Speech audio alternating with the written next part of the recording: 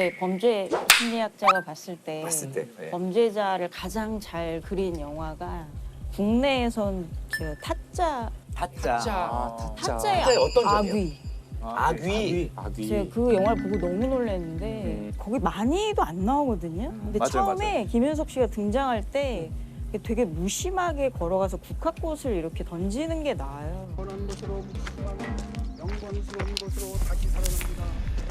약한 자로 묵지만 적인 몸으로 다시 죽은 곽철영이가 너네 아버지냐? 복수한다고 지랄들을 하게? 영적인 몸 복수 같은 그런 순수한 인간적인 감정으로다가 접근하면 안 되지. 사이코패스 진단 기준 중에 캘러스라고 냉담하고 무심한 거 있거든요. 그 걸어가는 것부터 너무나 그런 냉담함에 진짜 정수를 보여주는 거예요. 그러니까 자기의 분노나 잔혹함을 좀 과장해서 표현하는 이게 아니고 그러니까 절제되는데 진짜 신경 안 쓰는 거 있잖아요. 다른 사람에 대해서. 근데 보는데 그냥 그 사람 같은 거 있잖아요. 그 사람인 상태. 보여주려고 하는 게 아니고 맞아. 그냥 그 사람. 그거야. 진짜 연기로 하고 인상적이에요. 있는 거겠죠? 실제 그런 분은 아니겠죠? 근데 이제 다른 영화에선 또 굉장히 그러니까 연기를 굉장히 잘하는 거죠. 열정적으로 나오고 그렇게 느끼게 그러니까 그런 게 어렵지 않나요? 지금 교수님 얘기는 저희 엄마가 자 진짜 그럼 못됐나? 그러니까 아무리 그래도 연기니까 사람이 자기의 본성이 아닌데 흉내를 내서 어디까지 할 수 있는지 궁금하긴 하거든요. 아 근데 이런 사고가 사실 굉장히 위험해요. 왜? 아니 그러니까 악역을 하는 사람들한테 실제 저런 속성이 없으면 저 정도까지의 연기가 가능할까라고 사람들이 생각하거든요. 그런 뜻은 아니고요. 그러니까 이제 그 내면까지, 그러니까 심리학자마저 속일 만큼의 그런 연기를 하려면 도대체 얼마나 이걸 근데 그거를 잘 표현한 외국 영화가 다크나이트. 다크나이트. 그러니까 히스레저 보면은 처음에 정말 소름 끼치는 씬이 있는데 은행 강도하러 이렇게 마스크 쓰고 이제 가는데 이렇게 약간 고개 삐뚤음하게 하고 쳐다보는 장면이 있어. 너무 무서워. 거의 그 조커는 사이코패스 진단 기준으로 영화를 만든 것 같아. 다 조사해보고. 그리고 이게 정말 무서운 게 그러니까 이렇게 감정적으로 화를 내고 이게 아니고 이 단계가 끝나면 이 사람을 죽이고 금고를 열면 금고 연 사람 죽이고 그러니까 이 역할이 끝나니까 보지도 않고 총으로 죽이는 장면이 나오거든요. 정말 아무렇지도 않은 것이. What bus driver?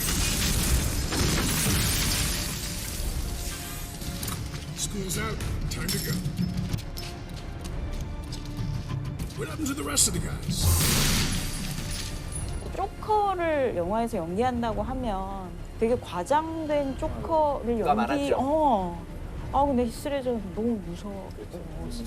질문 하나 있습니다. 아까 그 진단 기준 설명을 한번 해주시면. 사실 어떤 심리 검사든 진단 기준이나 문항이 공개되진 않거든요. 그래서 사이코패스에 대해서도 많이 알려진 특성에 대해서만 이제 얘기를 하는데 그 영화에서 이제 눈에 띄는 거는 자기가 입이 찢어진 이유에 대해서 이제 설명을 하는데 매번 설명이 바뀌거든요. 그런 거. 그러니까 처음에는 아버지 얘기를 하다가 그 다음에는 본인 부인 뭐 얘기를 하고 그게 상습적인 거짓말. 근데 너무 그럴듯하게 한다는 거죠. 그 정도 안 정말 되라고. 있었던 일처럼. 그 영화 본 관객분들한테 물어보면 입이 찢어진 이유에 대해서 정말 그거라고 믿고 있어요. 그러니까 병리적인 거짓말이란 거는 사람이 다 거짓말을 하잖아요. 그러니까 그런 수준의 거짓말이 아니고 권력을 얻기 위해서 이 사람을 내 밑으로 두고 통제를 하기 위해서 그걸 즐기는 거짓말. 들통나도 전혀 놀라지 않고 또 새로운 거짓말을 만들어내는 거. 그게 성격이 된 거죠. 범죄를 저지르지 않지만 일상 속에 그런 분들 좀 있어요. 있죠. 매번 주도권을 잡아야 되는데 약간 말의 뉘앙스도 그 상황에 따라 좀 변하고 그게 리드해야 되는 사람들. 또 특성 중에 하나가 조종하고 조작하려는 게 있거든요. 그러니까 내가 이 모임의 주인이 되지 못하면 아예 그냥 거기 가지 않는 거. 왜냐하면 내 마음대로 할 수가 없으니까. 근데 보면 피상적인 평가는 좋은 경우가 많아요. 마치 리더십이 있는, 확신이 있는 것처럼. 결국은 사이코패스의 정수는 자기 중심성이거든요. 굉장히 당연한 말 같지만 나를 위해서 남들은 그냥 도구일 뿐인 거예요. 그러니까 공감 능력도 없고 죄책감도 없고 별 감정도 없고 그래서 다른 사람한테 피해를 주는 범죄 행동을 할 수 있는 거거든요. 근데 좀 다른 관점에서 보면 미디어나 영화나 드라마나 사실 상업적으로 활용한 면도 좀 있는 것 같아요. 영화에서 나온 사이코패스는 진짜 완벽한 사이코패스가 아니에요. 너무 예쁘거나 너무 잘생기거나 너무 불우하거나 뭔가 계속 공감할 수 있는 그런 부분들을 약간 흘리는 거죠. 왜냐하면 보통 사람은 공감을 할 수 없는 존재잖아요. 근데 그게 영화 속에 그렇게 나와서 인기를 얻고 한다는 거는 사실은 약간 공감한다는 거거든요. 사실 영화가 끝나고 나면 나의 어떤 모습도 저런 면이 있지 않을까? 관객들을 어떻게든 이해해 보려는 그런 것도 있는 거고 그 속에서 또 주변 사람을 찾기도 하면서 뭔가 연결되는 그 지점 때문에 영화를 보는 거죠. 때로는 나도 저런 사이코패스처럼 나한테 함부로 한 그렇죠. 사람한테 네. 나도 공감 능력 없이 네. 막 하고 싶은 그런 맞아, 거를 맞아. 좀 맞아, 맞아. 대신 그런 것도 있죠. 해주는. 네. 네. 특히 이제 우리나라에서도 마약을 제조해서 판매한 적이 있었는데 화이트 트라이앵글이라 그런데요. 그러니까 백색 삼각형 부산에서 제조를 해서 일본에 판다. 한국이 일본에 마약을 공급하는 어떤 기지였던 때가 있었던 것 같아요. 그래서 그 마약을 만드는 기계도 거기 전시가 돼 있었고.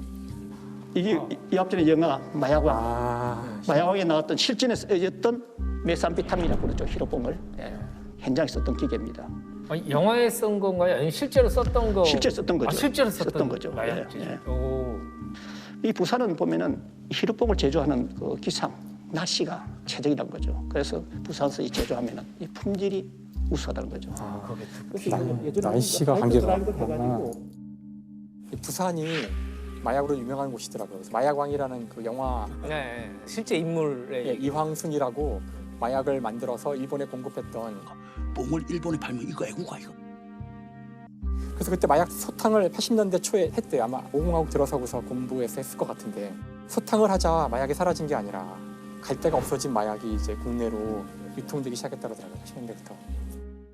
근데 제가 마약에 대해서 우려하는 거는 최근에 제가 느낀 게 마약을 하는 것 자체가 굉장히 좀 선망의 대상이랄까?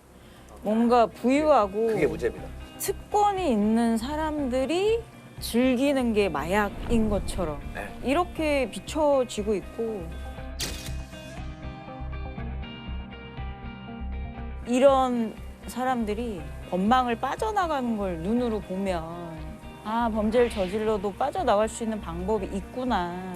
마약 얘기의 영화나 드라마들이 상당히 패셔너블하게 만들어지고 있어요. 맞아요. 거기에는 음악, 명배우, 주인공도 심지어 마약을 하고 있는데 마약을 한 거는 그냥 해프닝으로 지나가고 나중에 그 사람이 되게 멋있는 사람이 된다는 거죠. 그러니까 이런 메시지를 주는 게 정말 사회적으로 잘못된 거잖아요.